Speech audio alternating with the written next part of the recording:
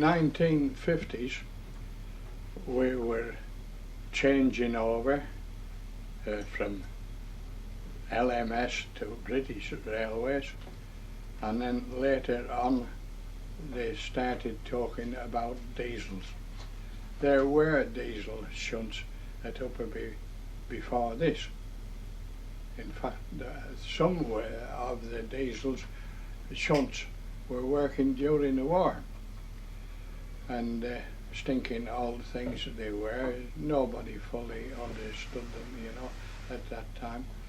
And we started to get them. And they sent my colleague and I to Liverpool to learn them. Diesel mechanical shunts, Hudswell Clarks. So we lodged at Edge Hill, travelled, supposed to be on the underground railway across to Birkenhead, but my mate knew very little about shipping, so we said we'll go across on the ferry every day. It was only about threepence then, and we both enjoyed it, and we learned these diesel mechanicals, bored to death most of the time, because there wasn't they either worked or they didn't.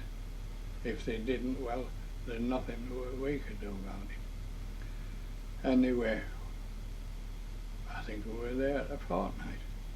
Lived like lords in the Dockers' canteen and that at Birkenhead. Good grub there. And then we came back to Barrow, and they said, you'll be getting one any day now. Oh, good.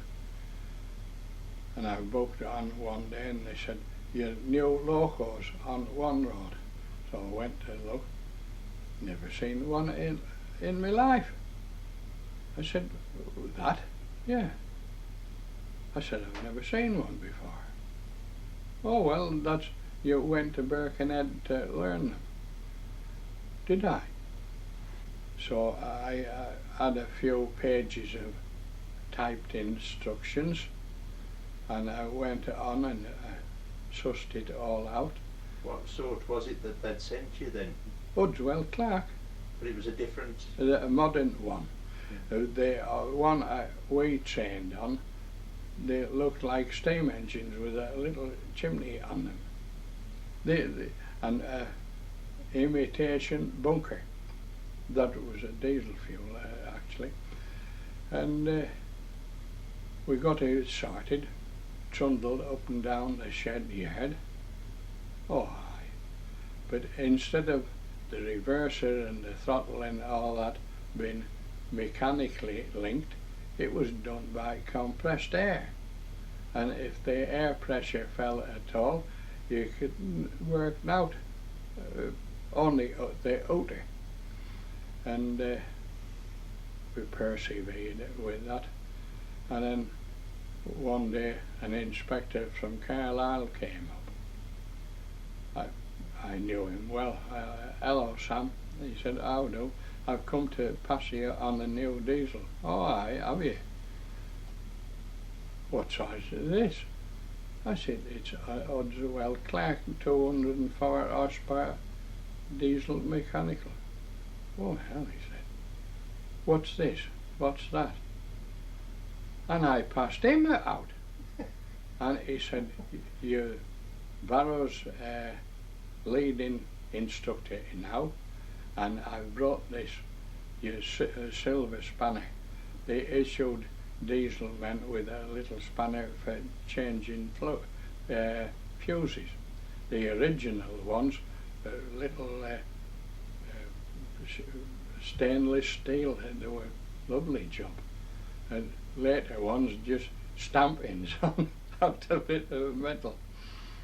And then we had to go to Upperby to learn 40s. Type 4 English electrics, they called them at that time. And we dashed all over with that, London and there.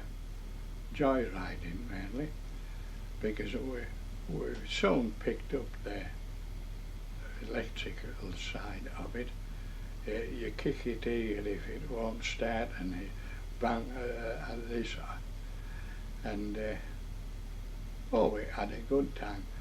At that time, if there was a diesel on the train and it broke down somewhere, an instructor used to go with the assisting engine, and this old lad was sat on the loco. "What's the matter with the driver?" He said it won't go. A Cumberland dialect for "it won't go," which was obvious. So that was sorted and he pressed on. Some of them didn't like to get out of the seat. "I'm here for the day now, press on." And we worked them on various trains, and then we had to learn rail cars. We yellow diamonds first, the originals, and the curiosity of them, they were plated, as they called it, a little plate above each door said the maximum permitted load, so many passengers sitting, so many standing. Well, that's a funny idea. And then we found out why. Because if the car was anything like overloaded, the frame used to bend, and you couldn't open the damn doors. So that was seen to eventually, and then we got blue squares. We had to learn them. Where do you want to go to learn them, Mary? I said, Silith. Can't. Why? They shut it last week. Oh, I said, look. So we were running to Newcastle, and over the CKP, you know, the Keswick, Cockermouth, Keswick and Penrith railway. Lovely railway for scenery, that, you know. Training at Carlisle was very interesting. We lodged there for several weeks, and we ran over the CK&P with rail cars, same to Newcastle. That was at Newcastle, the only time I was on a big Deltic. They're named after race horses, and 24 cylinders. They hummed rather than roared. And when we were actually working, we used to go on the Glasgow and South Western Railway as far as Dumfries usually, through to Glasgow once or twice, and Carlisle to Glasgow over the West Coast Main Line, the former Caledonian, over Wittich as they called it, and over the Waverley route to Edinburgh, Waverley, through Riccarton and such godforsaken places as that. How anybody lived over there, I don't know. There was a station called Stubbs Camp. I don't know what sort of camp it was supposed to be, army one probably, and into Waverley. And we went in Waverley one night, and late evening actually, and we had a walk out. My mate said, "There's another station here, isn't there?" I said, "Aye, Princess Street." So I'll show you it. And we walked down Princess Street, and I said, "It's here," like an entrance to a hotel. It was outside, very bare, and we had a look round. He said, "Everybody's staring at us." I said, "They will be. Look at the colour of our cap badges." we were wearing London Midland red. It was blue for the Caledonian there. And then we came back, and we were there with an old King Moore driver, and he had been gathering up newspapers, and we bundled them up, and we didn't stop at Riccarton, and we threw the papers off as we went through the station. Through the platforms, there wasn't much in the way of a station there. Said we always do that, keep him in touch with the world. And it was very dark over that road. In daylight it was pleasant, but when it got dark, it was truly dark.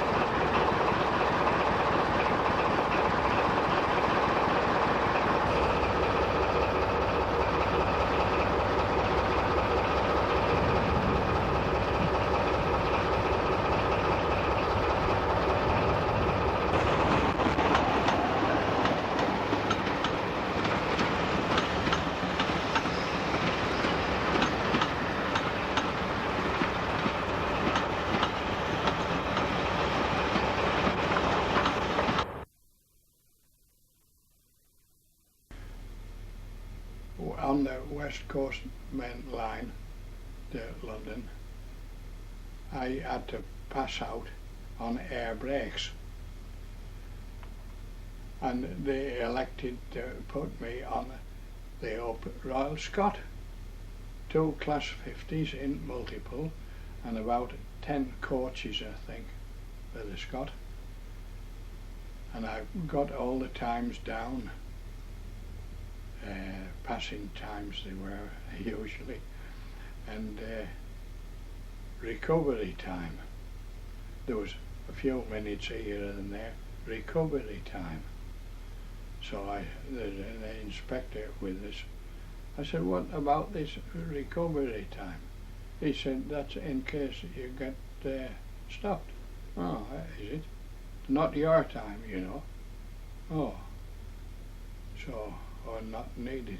I set off like the clappers out of Carlisle. And what tickled me, I was sat there in the cab by myself, and I looked out, and the spectators, there was always a little knot of spotters to see you off, and there was an old chap there dressed up. I don't think he ever got his hands dirty. One of those sort of jobs. And you could see the envy on his face. That bloke's going to drive to London, and I hang about Carlisle. So you, with a diesel, and it's the same now with the electrics, you had to shut off approaching Penrith. You were going too fast. 60 miles an hour through the platforms, Well, the bleeps were up to nearly 80. And with the steam engine, you belted through the platform, the regulator opened. And I checked the time, passing Carnforth, I think it was, we're nearly 10 minutes before time. I said to the inspector, hey, look at the time. Well, what about it? I said, what about recovery time? Nothing to do with us, he said. And it was a record-breaking run, really. We weren't hooking it because I was scared to death. We're not going to lose time with the Royal Scots, surely. And we didn't. Oh, it was great, hurtling through Lancaster on the through road, and a little knot of spectators watching the Scot pass.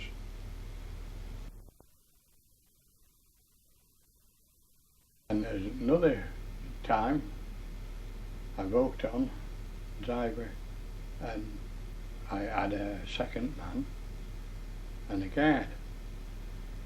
Go to Ulverston and pick up a train of tanks for Ellesmere Port. It was Stanlow and Thornton actually we got to, but it was all the same to us. So we set off. We had a 47 air braked. I got a conductor at Warrington, took us to Stanlow. We got relieved there. Only eventful trip. And then the foreman said, we've got a train back for it's over there, driver. Oh, aye. A Type 40 and a train of white bogie tanks. I don't know what sort of spirit they had in them. So he said, I've been on to Console, they'll relieve you at Wigan. I said, what for? Wigan's a long way from Barrow. Well, Carnforth. I said, where's the train going? He said, somewhere near Glasgow. Oh, I said, we'll take it to Carlisle. Will you? Aye. So we sat with this 40 and got stopped outside of the Preston. I knew the signalman. Hello, Albert, how are you doing? All right. Are you going to Carlisle with us? Aye, I said, we're right onto the ump. Oh. I said, don't delay us now, give us a chance. Aye, right, oh. And we stopped, we went inside at Carnforth. They were looking for somebody to relieve us. And then, we were going, we set off, and we passed the signing on point at Carnforth station, making regal salutes. Was we passed, like the Queen Mother, and we didn't get stopped again until we went on round the goods lines and into the ump and tied it up there, and I went to the foreman's office on the ump. You better go, as pass it, haven't you? Aye. Oh, all right then, we'll do that. So we've been from Barrett to Stanlow and Thornton, and from there to Carlisle. And we've got paid mileage those days, and I tell you, it was considerable. My mate thought it was great. He talked about the ages. And the following week, I was sat in the mess room at Carnforth, and the foreman came in. He'd been on when we were making the Queen Mother bow to him. And he just whispered in my ear, "You ain't making anything." I said, "We're doing all right." He said, I think so. And I was there once, and he was telling the malingerers in the cabin, You got to watch these barrowmen. They're making air with the grass that's growing under your feet.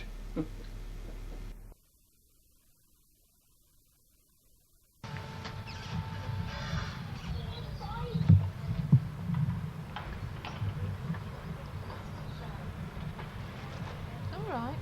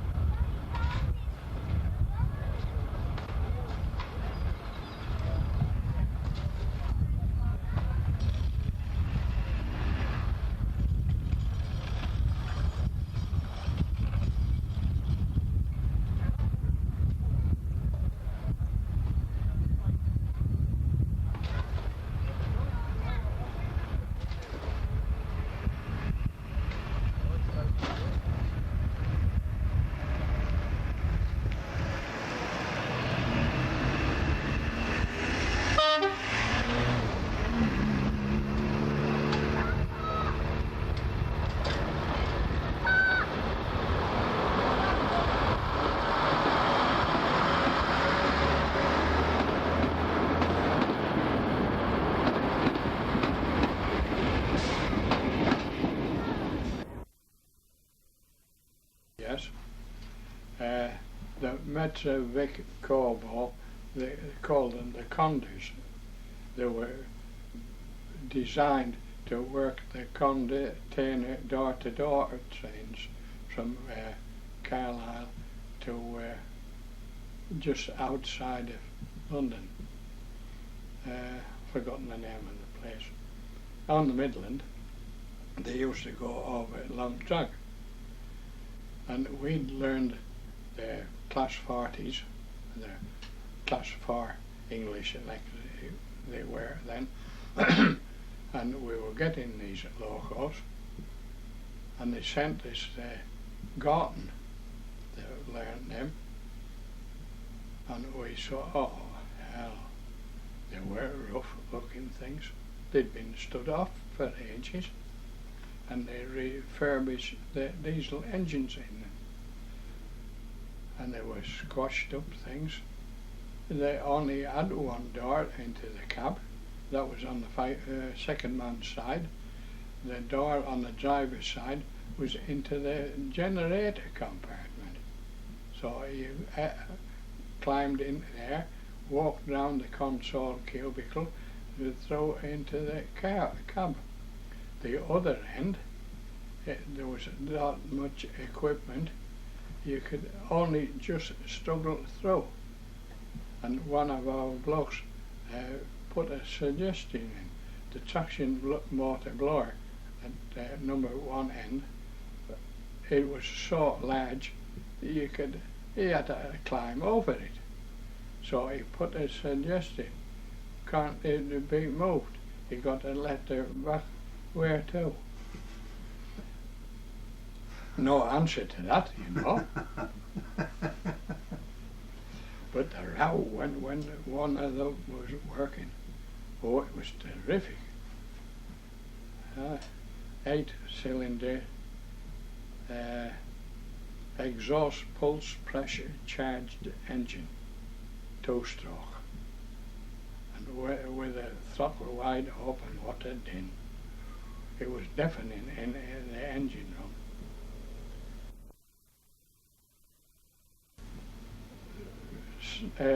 75 mile an hour maximum. And I worked a troop train from Miller through Ironside and in Costern over Grayrig to Carlisle, 10 on. And I was talking to some Cockneys. How fast will that bloody thing go? I said, we're doing 35 mile an hour over Shop Summit. I said, our English electric won't do that. They wouldn't, but they were faster on the level and going down. And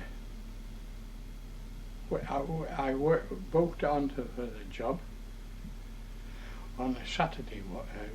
It was a Scottish regiment, territorials going back to Scotland, and there was 2.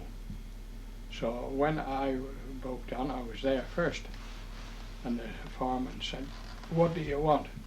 You can have 57 something, a Crossley or a Jubilee. I said, look at me fireman. You better take the Crossley.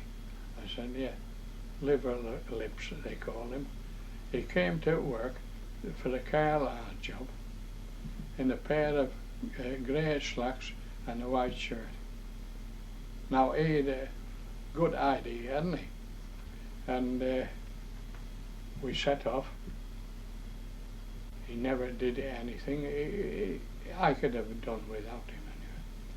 And when we got to Carlisle, which way you gone back? Lanky or M&C? I said, Lanky.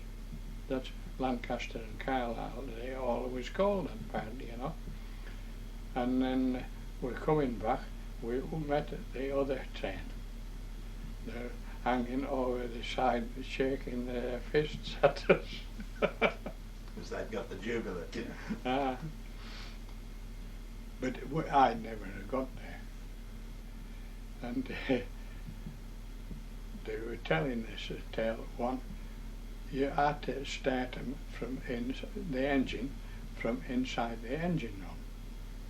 You all the hand throttle up and press the start button, and the chug, chug, chug, chug, chug, chug, and then it would fire.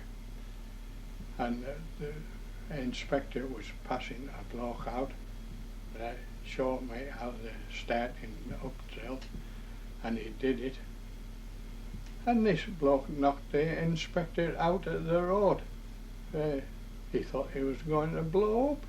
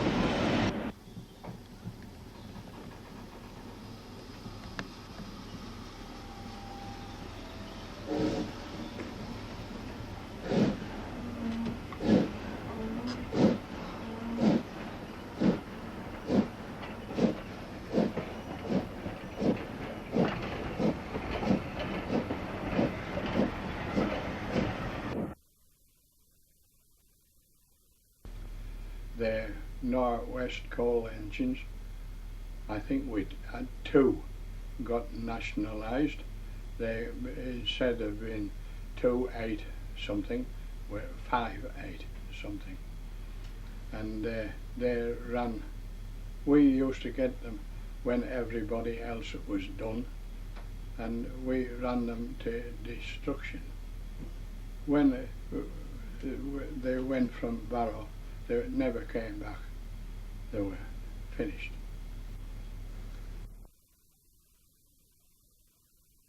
Locomotive fleet at Barrow, we had several all Derby built 6-0 class 4 flights, woofies they used to call them, on account of their rather muffled exhaust beat.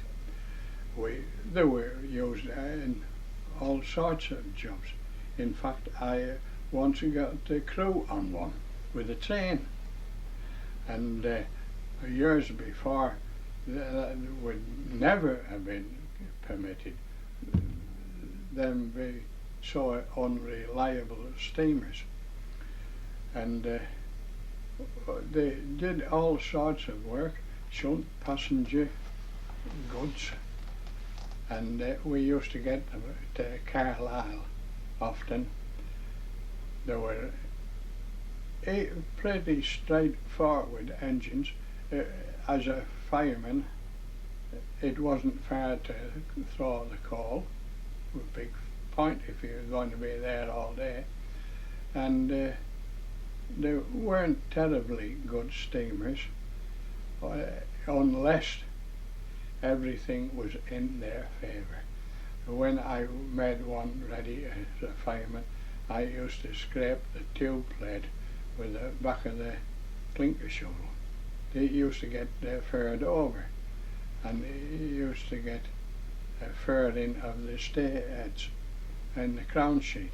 They call them swallows' nests, and they used to muck themselves up pretty quick, and we used to clean the tubes with them when we were running, belt the engine hard, throw a bucket of sand in the firebox, and it went through the tubes that were open and roared out of the top in a solid black screen, and it made all the difference.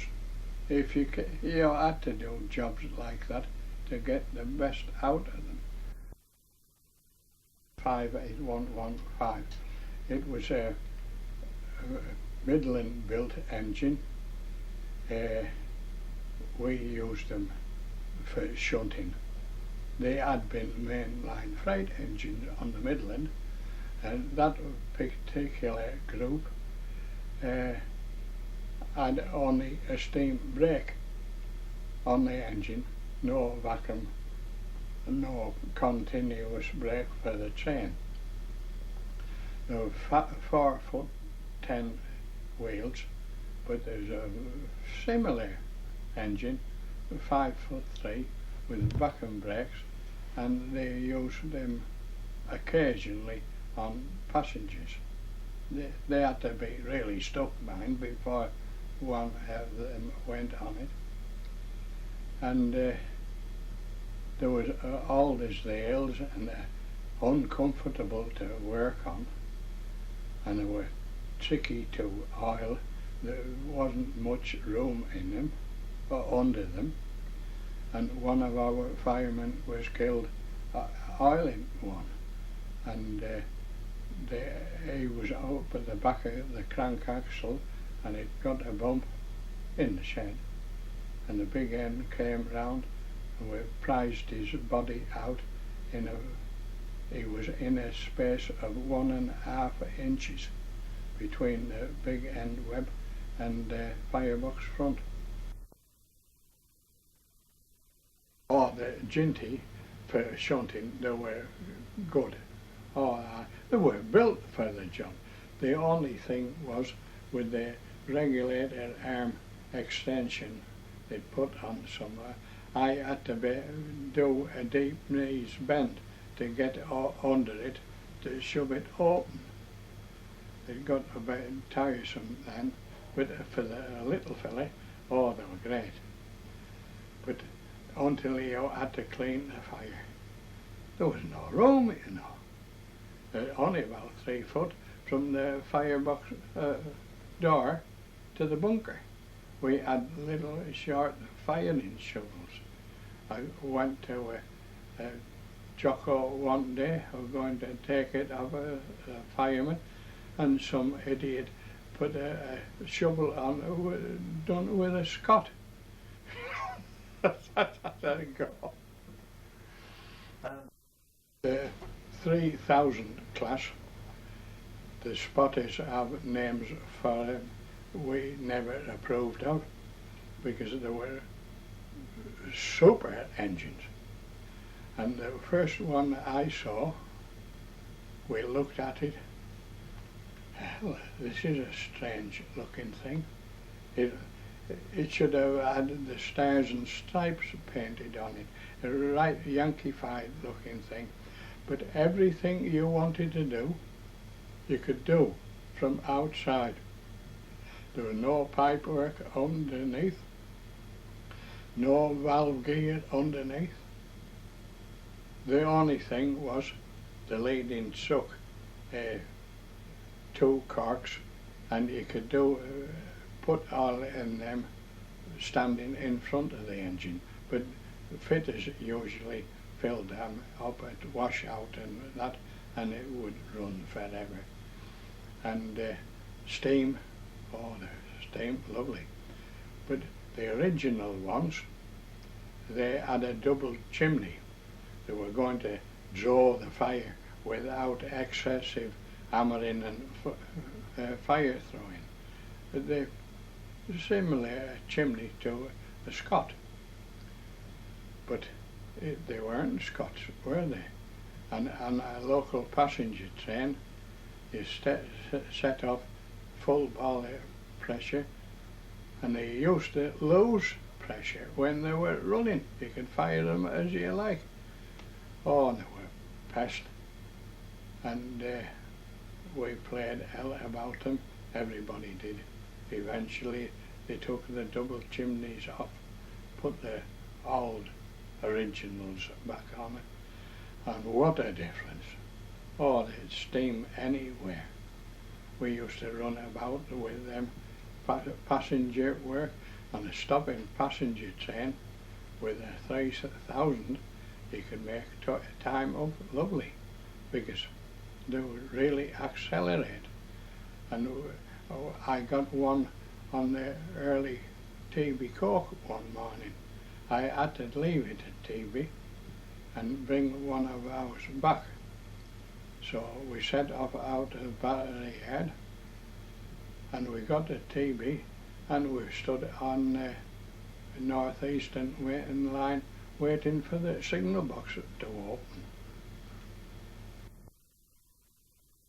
The Black 5, that was the masterpiece of engines. You could work anything with them. And as the years went on, there was various modifications put on them, and they got better. The original Black 5s used to knock in the trailing boxes, the axle boxes under the cab. You could see the axle box moving to and fro in the arms where it was moving. And I had one once firing on Manchester's, and it was a run down old Black 5. And I got back to Barrow, and I just sat on the fireman's seat. I was spent, and we picked up a driver to take him down to the shed. He said, "What's up, you look done?" I've said, "I'm about knackered." "Why can't you do these jobs?" I said, "Wait till we set off." And when we set off, and you could hear the thump, thump, thump from the trailing boxes, he said, "I know what you mean. The bump came up through your legs to the back of your neck all the time. and it was really wearing. Well, as time went on, the roller bearing axle boxes, drop grates, oh, they were cheap to work on, and they were really fast.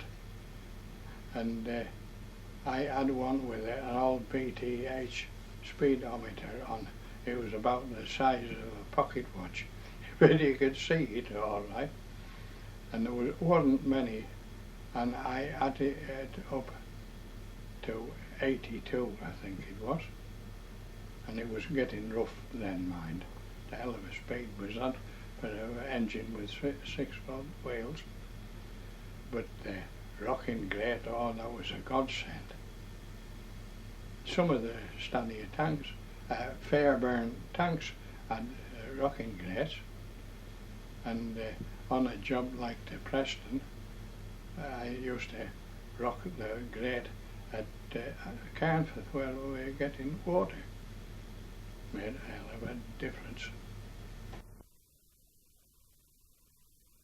There's a baby Scott standing at the barra shed, and it was the engine for the Liverpools.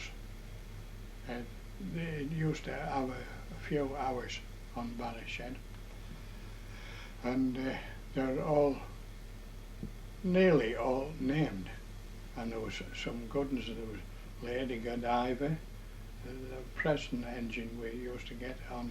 We only ever owned one Baby Scott, and that was on loan from Carlisle, and that was the Royal Tank Car. We had that for a while. We thought it was great getting one of them until we had to oil the damn thing. They were awkward underneath the oil. They caused more blasphemy than any other class, I think. And they were fast though, but they were dirty to ride on. They had a Midland style footplate, and muck from the ash pan and the forepot as well, likely, used to blow up between the firebox front and the footplate. And if you saw some of them Baby Scots, you'd think you had got on a garden. Blokes used to get the firing shovel and cut sods out of the track side and bang them down there to keep the muck out. It's pretty because they're good engines. To I've had 2 6-tote tanks. We had 12, 17, 20, 12, 21 at Barrow on the master piece. Oh, they were good ones. We worked we used to work the stopping chains to Lancaster with them, and up the Cumberland coast. The only thing was the tanks were a bit small, and you had to get water more often.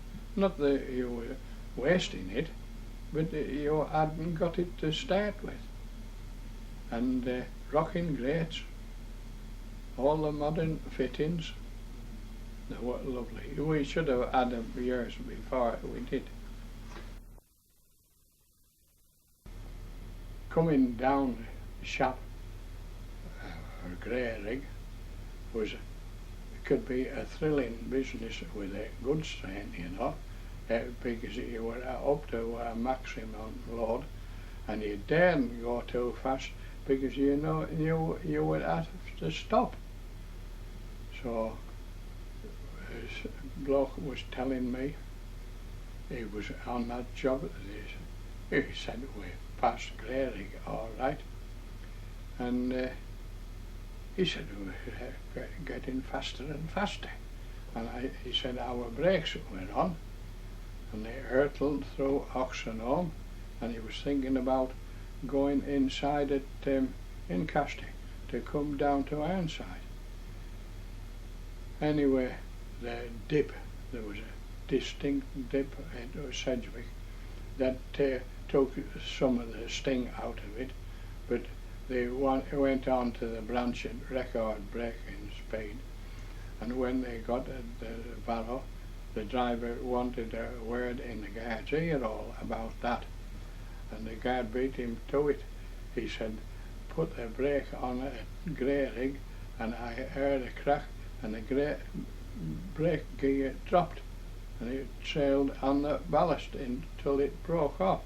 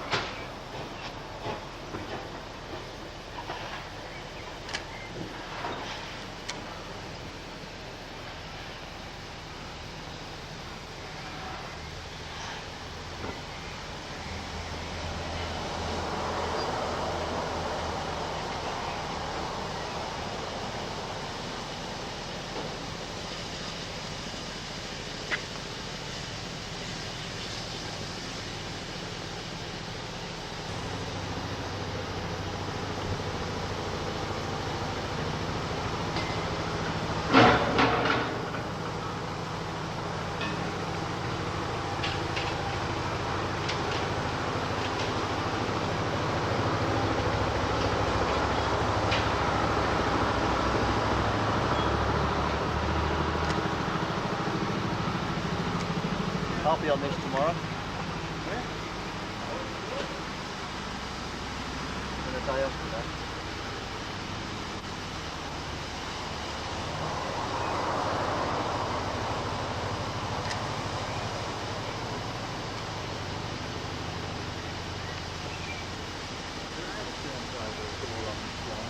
Yeah, it's okay, just over the back there. When you go out, look, just over, see where that crane is, it's just over there. They've got one on the other end, no space there.